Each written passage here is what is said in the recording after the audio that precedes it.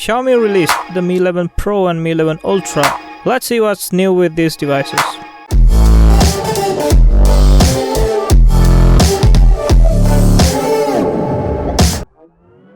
Now these are proper flagships, both of them.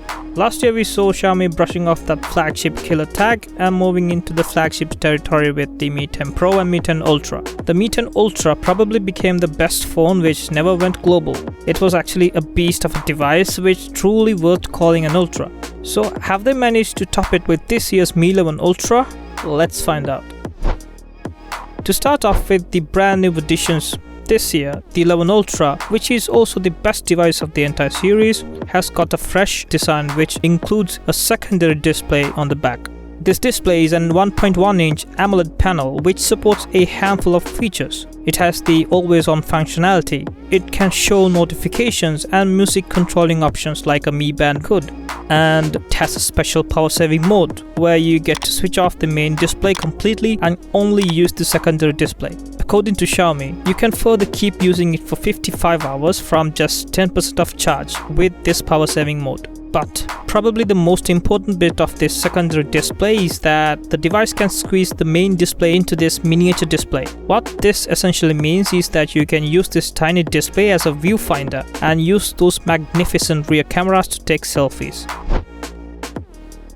Speaking of cameras, this probably is one of the best all-round camera units you would see in modern-day smartphones, and it is definitely one of the highlights of this phone as well. In fact, the device has already managed to dethrone the Mate 40 Pro Plus in DxOMark rear camera rankings. This year's Ultra features a triple camera setup rather than a quad camera setup you got to see in the 10 Ultra. The main snapper boasts the GN2 sensor by Samsung and an 8-element lens unit. This sensor is in fact the largest sensor to have ever put inside a smartphone, which has gone into mass production. It is in fact the first time that this sensor is used in a smartphone, and Samsung themselves are yet to use them in their own devices. Its pixel size is also one of the largest in the industry at 1.4 microns, and that is without binning. With binning, it results in a large detail-rich pixel of 2.8 microns. This sensor also introduced an upgraded version of dual pixel autofocus called the Dual Pixel Pro, which can offer better focusing speeds and accuracy. Smart ISO Pro is also another addition which helps to process the HDR shots quickly.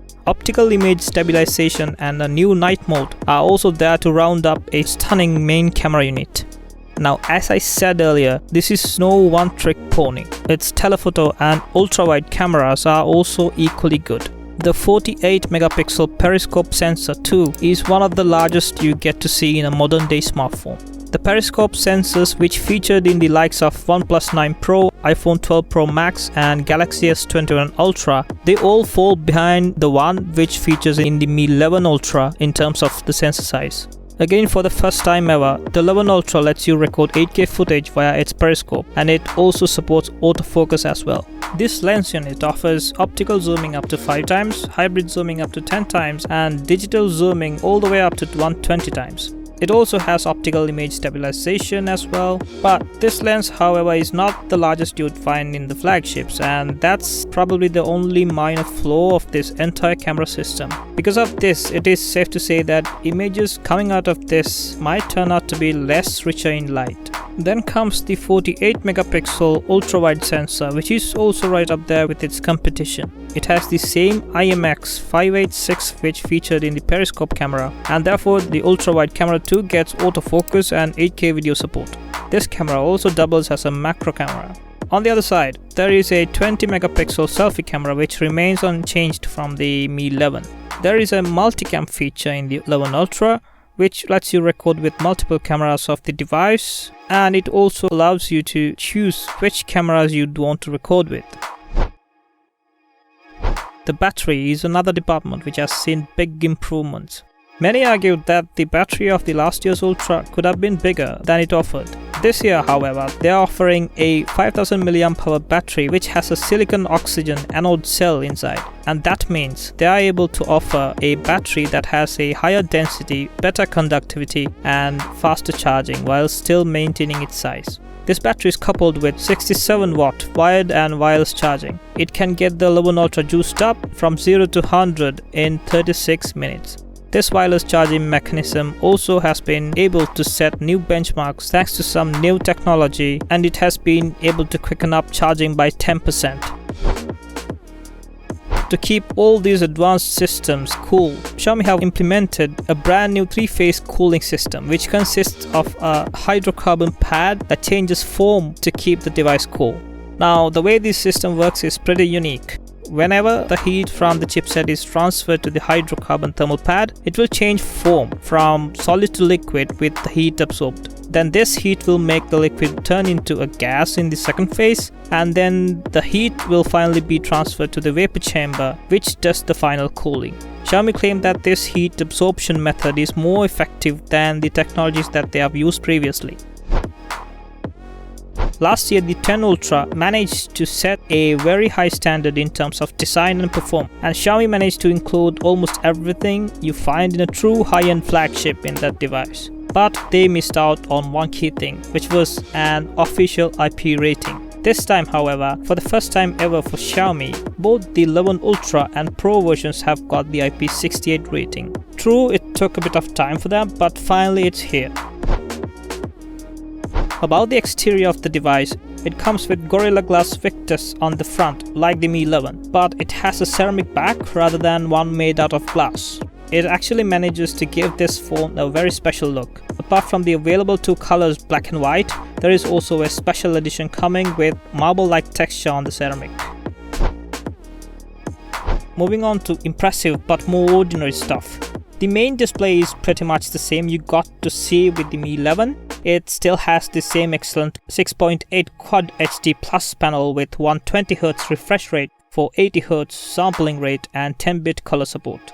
But on top of that, it has received Dolby Vision support, and also Xiaomi claimed this to have an improved peak brightness with 8192 levels of automatic brightness adjustment. Still, the Snapdragon 888 is the beating heart of the device, and the phone offers up to 512GB of UFS 3.1 storage and 12GB of LPDDR5 RAM. There are symmetrical Harman Kardon-tuned stereo speakers, and there is also Bluetooth 5.2, dual SIM 5G support, Wi-Fi 6E, and an IR blaster. With all this extra hardware, the device weighs at 234 grams, and that is about 25 grams more than the Mi 11 Pro. It is also a bit chunkier, and there's also a fairly large camera bump protruding. Last year, the 10 Ultra was priced at 5299 RMB, but this year the 11 Ultra is 700 RMB more expensive at 5999 RMB. But you're definitely getting more features out of this year's device, and in Europe you have to pay 1200 euros for the only available variant of 12 to 56GB. But that's still 50 euros cheaper than what you pay for the 12 128GB S21 Ultra. What Xiaomi have produced here is a premium, flawless device capable of challenging the big boys and possibly end up on the winning side comfortably. If you can't pay ultra money for a premium device, then there is the Mi 11 Pro. Unlike the Mi 11 Ultra, this one has a very familiar design. Built quite similar to the Mi 11, the 11 Pro has a few noticeable upgrades over it.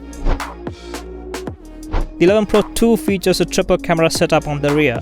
The choices of lenses are as same as the Mi 11 Ultra. Apart from the main wide lens, there is a periscope lens and an ultra-wide lens. It has the same monstrous GN2 sensor-driven main camera unit which features in the Mi 11 Ultra. The other two lenses, however, may seem like a downgrade from the Ultra, and rightly so they are, but they are still very capable and a definite upgrade to the Mi 11. There's a periscope camera with an 8-megapixel sensor and a lens unit that is capable of 5x optical, 10x hybrid and 120x digital zooming. It has OIS and autofocus functionality as well. The ultra-wide camera unit of the 11 Pro is also very capable and has a 13-megapixel sensor underneath. Apart from the camera, external design and obvious secondary display differences, there is not a lot between the Pro and Ultra models. The display, chipset, battery, charging, sounds, selfie camera, connectivity and many other specs are exactly the same as the Mi 11 Ultra. But the 11 Pro doesn't offer a 512GB variant, and the devices go on sale starting at 4999 RMB for the 8 128GB variant. The only downside being it is still not sure when or if the Pro version is going to be launched globally. Nevertheless, it is still a premium flagship with an affordable price tag. And that's about it. Do subscribe if you like our content and want to stay updated on more info related to all the latest smartphone releases. You can watch our other Xiaomi videos right here. Till next time, stay safe.